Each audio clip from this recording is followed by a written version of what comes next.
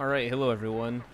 On this episode of Angry 20-something tells you how to play Battlefield 4 better, I'm going to be covering the concepts of infantry mechanics and the more specific and more advanced, or intermediate I would say, approaches to them, including like more under the hood stuff like stats and microbursting and all kinds of stuff like that are going to help you take the infantry game to the next level no matter what you like to use, although this is going to be more targeted towards non-sniper rifles.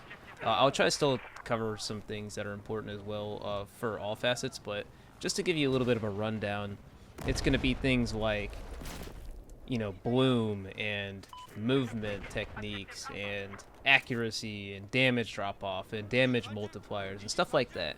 It's definitely an interesting one, and it's worth a watch for everyone if you enjoy playing this game outside of a tank 99% of the time, like I do. So hopefully this is a good one. Hopefully it's fun to watch. Hopefully it's engaging. And sorry if the microphone's a little inconsistent on this one, just a heads up. Lightning struck my house the other day and it killed my preamp. If you're an audio person, you get it. And I'm going to try to mitigate some of that. But hey, moving on to the topic of the video, here we go. So to start off, I'm going to go to something that really doesn't need a mention, but we'll bring it up here. So this is a site called Sim. It used to be called something else, but it's called Sim now. It's just sim.gg. And if you want to get to the Battlefield 4 stuff, you go to other titles and Battlefield 4. So what this site is it's a very, very, very detailed breakdown of all kinds of stuff. And just to run through it really quickly, this general information will have all kinds of information, this is how to play the game, health, damage multipliers that will cover weapon mechanics that have all these abbreviations, handling explanations, recoil, suppression, how all these work. And then it gets even more specific where there's you can see exact damage charts, how fast bullets goes, all that kind of stuff. I just wanted to start this video because I honestly didn't know how else to start it by explaining Sim, introducing Sim, and kind of promoting that website because it's very, very useful. And there's none of this guesswork like, oh, this weapon's OP. It's like, no, you can quite literally break down the AEK is inherently better better than the Ace. Sorry, just due to its time to kill basis. But the Ace does have a lot more stability. It's a much more stable weapon than the AEK, just for example. So there's no argument that one is significantly more overpowered. Although I think people tend to prefer, especially on PC games, time to kill over anything else. Even if that means you have to save the planet from a disease that might be going. So anyway, yeah. So quite simple, really. Quite simple, really. It's definitely a site to check out and compare all kinds of stuff. And I mean, I don't really feel like I need to explain this anymore. You can go see for yourself all kinds of cool stuff. All right, so to start this video off, I'm going to talk about something really simple, which are just general gameplay mechanics. Literally, the front page of Sim has this for the Battlefield 3 and general information, tickets and flags. I'm not going to explain this. So in Battlefield 4, you have 100 health. That's it. In Hardcore, the default 60. And health and bullet damage may be different on custom preset servers. I'm literally reading this off Sim. You die if your health hits 0, no matter what. If your health is over 0, even if it's 0.00000000001, you will still be alive. Now, this is the whole purpose of what I'm getting into of this segment, and that's damage multipliers.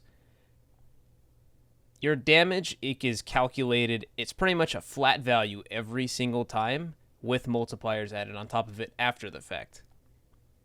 So for standard multipliers, which is pretty much assault rifles, PDWs, pistols, I believe, I'm not 100% on that, and most other things that aren't DMRs or sniper rifles. A headshot does 2.13 times damage, so 2.13 times the normal damage. Chest and arms is a flat 1.0. Chest and arms with defensive spec, which is a level 1 perk on the defensive field kit. I don't even know what it's called. The defensive kit is 0.93x, so right around 7% less damage. And stomach and legs will always do 7% less damage. Now, when we get into DMRs in the SR338, it's much of the same, except for it's a flat 2 times headshot multiplier, 1 times with chest and arms. So everything else is the same there. Bolt action snipers, which are most of the snipers in the game, in Mare's Leg do a 2.35 times, and the rest is the same. Shotgun, buckshot, so not dart, but things like buckshot, and not flechette, is a flat 1.0, 1.0. With defensive spec, it's 0.85 for chest and arms, and stomach and legs is 0.93. So defensive spec protects you from shotguns quite a bit. So maybe if you're in like a locker server, it might be worth using. But defensive spec triggers me like nothing else because I'll be putting shots into someone and they just be tanking them, and I don't want to get into that. And flechette is just flat 1.0 on everything, including defensive spec. And stomach and legs is 0.93, so 7% reduction.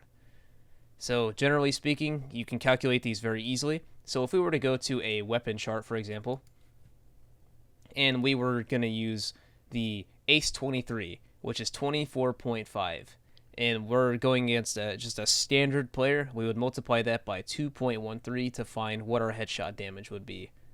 And that is at its highest damage range, which is up around 20 meters when it starts to drop off. And I'll start talking about how damage drop off in range works now. Weapon ranges and weapon damage fall off is actually very easy to understand. So pretty much every single weapon in the game has a range where it peaks in damage and where it falls to a minimum damage. Using our Ace 23 as an example again, we can see that right around, what is that, 25? Right around the 18 meter mark is when it starts to fall off in terms of damage. So for every single meter beyond that point, we lose ever so slightly amount of damage up until we hit a minimum damage of 18 per shot. Now this is a much more forgiving curve than some other things in some other games that I've seen. And this damage value tends to be pretty consistent for every single assault rifle that fires within, like, I think it's a certain cartridge. I'm not sure entirely off the top of my head, but it's pretty much consistent between everything besides the Scar and the Bulldog, which go to 33 and cap under 21.6. Very simple. And you'll find that this tends to be very consistent for most guns. There's usually like a set value of damage that's a minimum and a maximum. And there's usually like 1 to 3 different presets that will be used on every gun.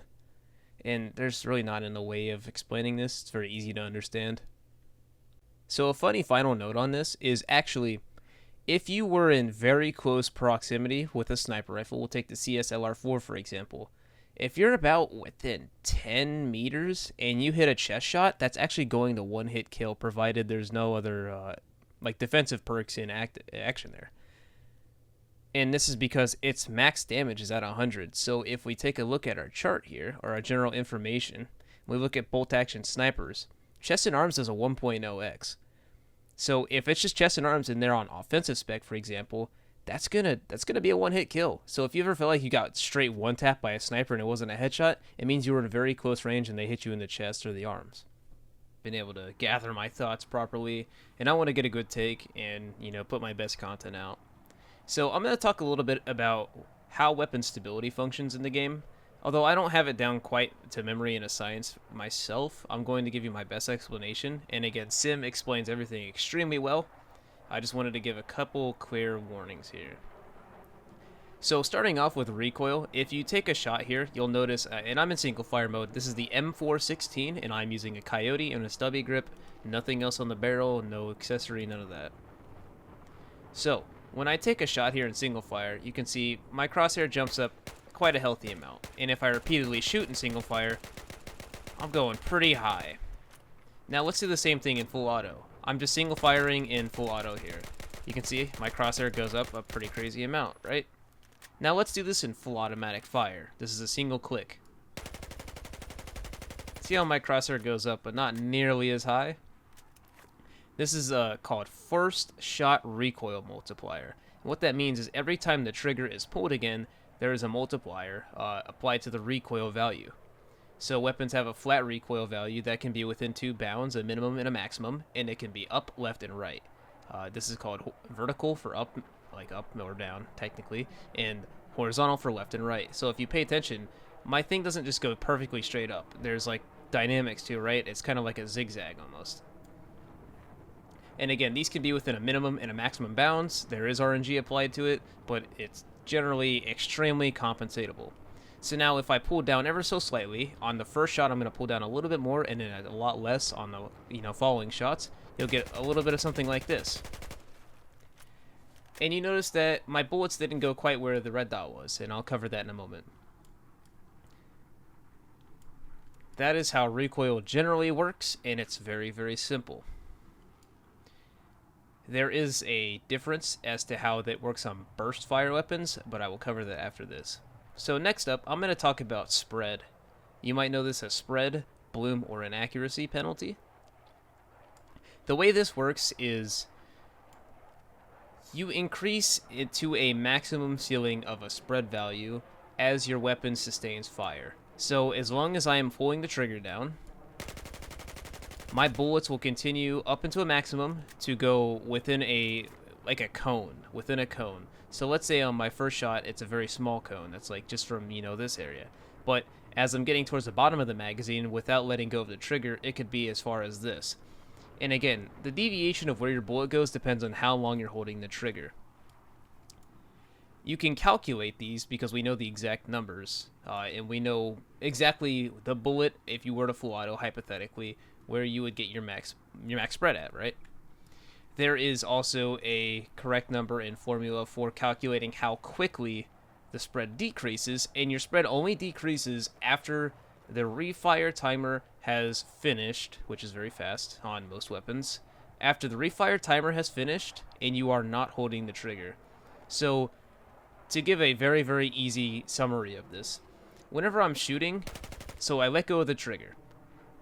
The very next time that I could possibly shoot, which is pretty much instantly for 99% of weapons, my spread has already began to decrease. This opens up a concept we know as microbursting, where we fire in bursts of about 5 bullets as a maximum. We let go, and we, just for a tiny amount of time, so that our spread decreases, and we begin bursting again. And it looks a little bit like something like this, right? You see, I'm getting some pretty accurate shoots here. Pretty accurate shoots. I went down to 1 bullet in the mag, so right around 4 to 5 bullets per burst, sometimes 6. Now let's compare that to if I were to full auto all of these, right? You can see my bullets are going all over the place. And it's even more prevalent when we start getting out of assault rifle range, like I'll engage these targets. You can see I go full auto here, but you see my crosshair is perfectly on the head, but it's just, the bullets go all over the place. Microbursting, again, is a concept and a technique where we fire small amounts of rounds in order to maximize our accuracy while also maximizing our damage output via our, manipulating how we understand that spread decrease works. As you can see, I'm getting very, very quick kills on these little targets here, and it's not taking a lot of effort at all, right? I ran out of ammo doing this demonstration, but hopefully that summarized it.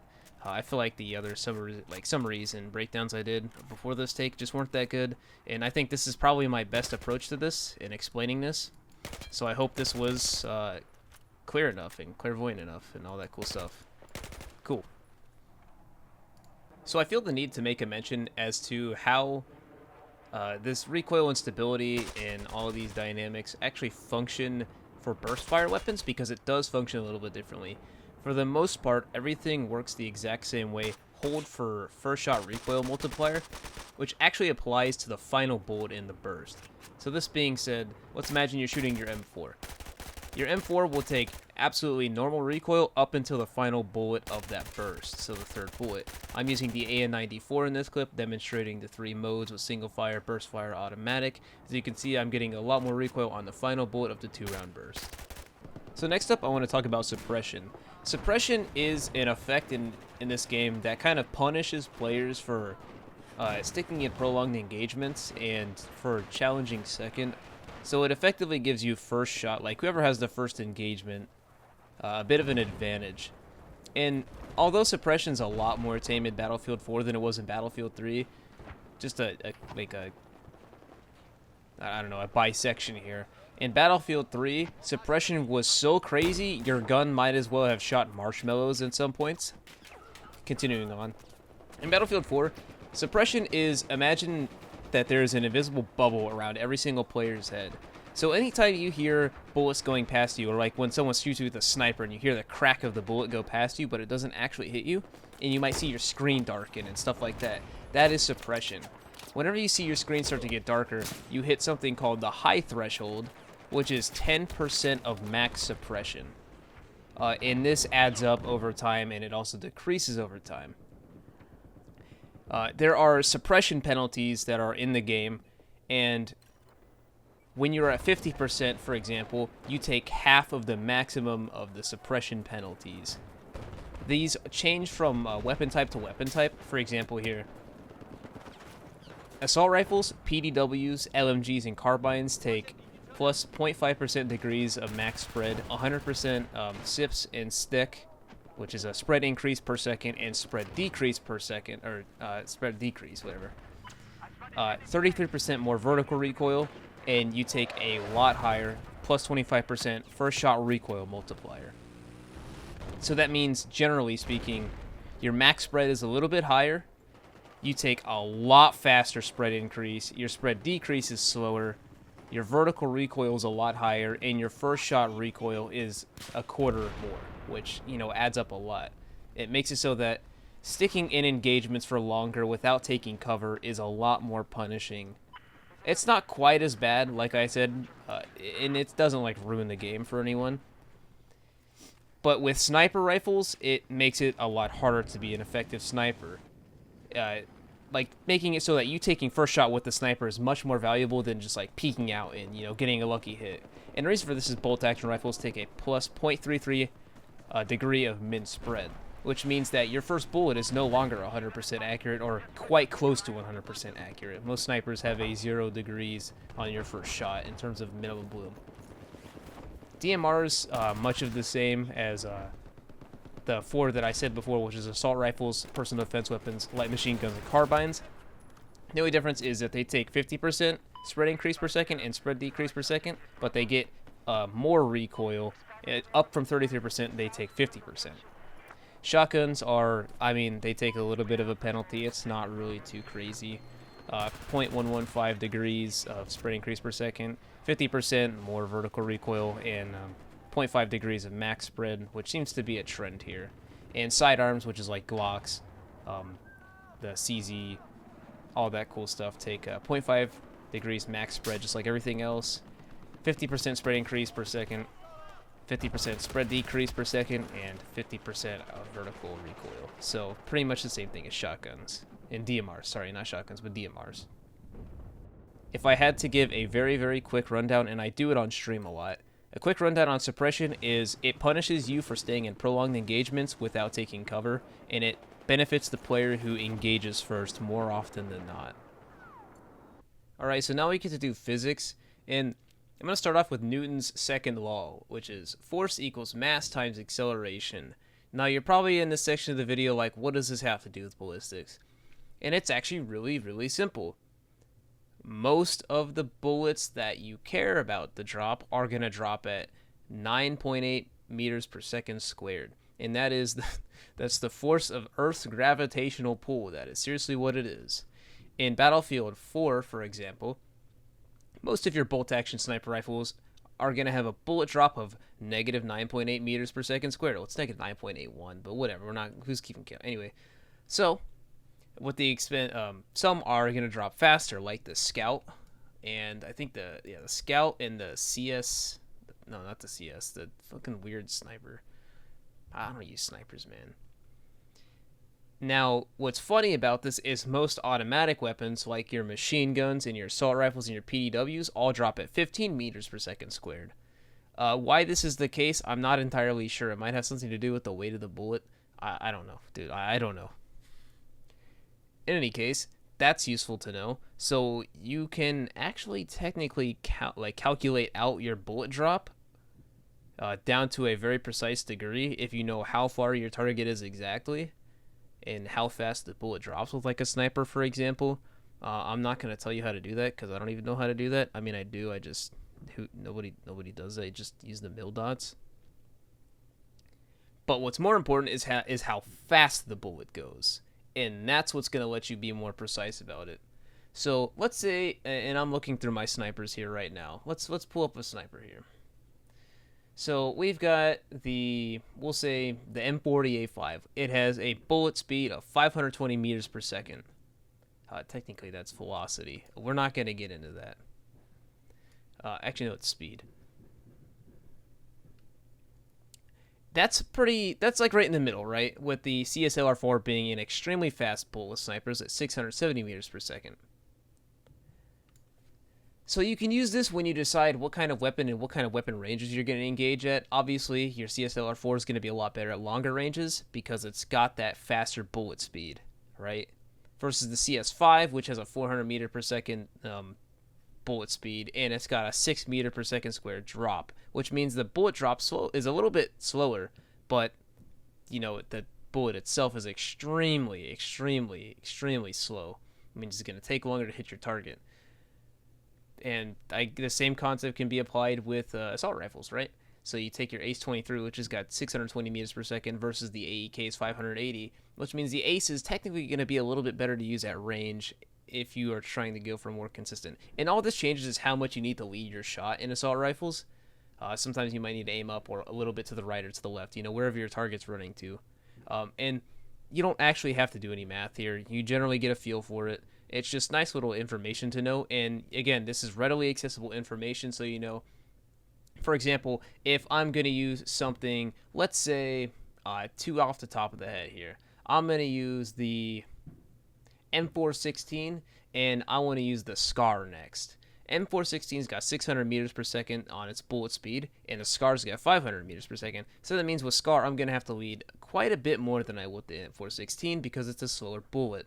And the Bulldog's even slower at 450. So this just lets you know whether or not you're shooting a tank shell or whether you're shooting a marshmallow. Pretty simple, pretty fun. Oh, and just to wrap it up here, a final note is what I'm going to say is suppressors pretty consistently half your bullet speed, like literally cut it in half. So double what you normally would if you're using a suppressor. And there is a use case for suppressors in a lot of cases, but most of the time, I just bypass the suppressor. They just do so much damage to the gun. It's not worth it. I don't think it is really too crazy important, but I think it is worth covering. Regarding reloads, there's actually two types of reloads. There's a tactical and an empty. Tactical is whenever you have ammo left in the magazine, and a empty reload is there's nothing in the magazine. You reload from zero. So the difference is tac is a little bit faster on average, or always, by about 1.5 times. A empty reload requires you have to pull the bolt or do something like that typically.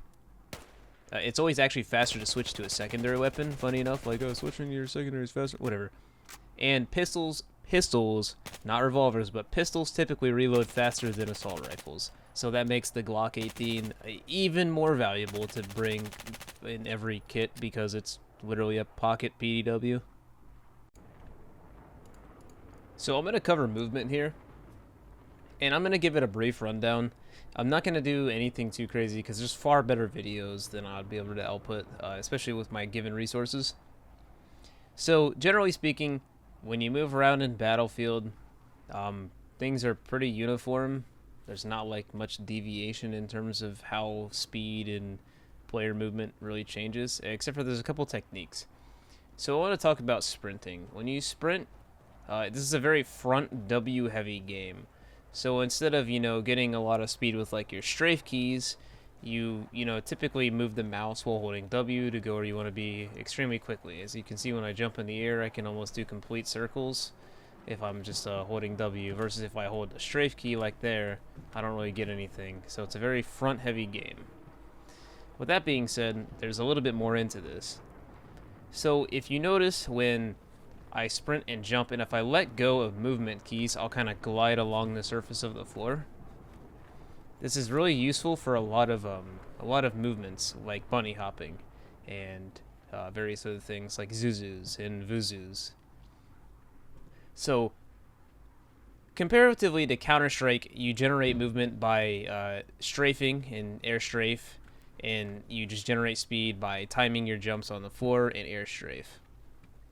Same thing as Quake for the most part, I guess CPM, but I'm not going to get too specific here. So when we bunny hop in Battlefield, it's more about chaining together these kind of movements where we just kind of land on the ground, let that momentum carry instead of letting it drop. And as you can see, if I were to do this while holding a movement key, as you can see, my speed slowly drops and drops and drops and drops until I, move at a snail's pace. But when I do this and I just hit the ground, wait for the little kind of viewpoint bump, you can get quite a bit of speed going. You're never going to hit some crazy speed number, but you at least can maintain your speed for, a decent amount. And it's this nice little, you know, perspective that you can have. That's pretty simple stuff. Now, there's something called a Zouzou, and you've probably had it happen to you if you don't know what it is, and you probably didn't know what it was. You probably were like, what was that animation? So, there's a couple conditions. It has to be on a base level. It cannot be like in a... I'll explain that, I guess, in a second. So it needs to be on a base level. So like the ground floor of something. So like this would count as well. And it has to be around a wall that a player could not break or blow up or shoot through. So like none of the walls on this map would really qualify for that. Not even these like cool concrete walls over here. So we'll pretend that this is just a solid wall that you couldn't blow up. In order to do a Zouzou, what you need to do is sprint and do the same concept as a bunny hop, except for you have to jump before you are around this corner, and you have to let go of all of your movement keys. So something like this. And if I was an enemy player and this happened to me, what would appear is instead of this kind of motion where it looks like this, if you let go of all your movement keys, it appears that the player does this kind of animation all while sliding, but you know they're still like just doing this for them. So it would look like really crazy, like they go prone and then back up. And you've probably had this happen to you, and I can show a couple examples probably. But like I said, I'm not going to go too in-depth with my, you know, resource set. I don't really have a private server that I can go and show these examples on. So either I will or I won't show an example from someone else's video. I don't really like stealing other people's content. But I digress. It has to be on the ground floor, and it has to be a wall that can't be destroyed by, like, you know, shooting or anything like that. It has to be a piece of solid geometry. And again, what you do is you jump before you hit that corner, and you just turn, let go of all your movement keys, but you can still look around and stuff like that. And it'll do some jank movement, and it's very useful. It changes your hitbox for whoever doesn't see you jump initially on the server, as long as they see you land on the other side of the wall. So that's pretty simple. Another thing I'm going to talk about is a Vouzou or a Mouzou. I think it depends on the application. And you've probably seen me do this a lot. It looks a little bit like this.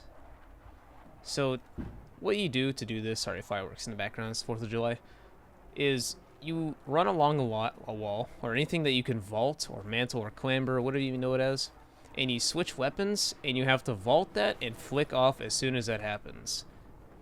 So just pretty much that little motion. This will take you maybe like a couple minutes to get down, but once you get it down, like, it's very easy to do.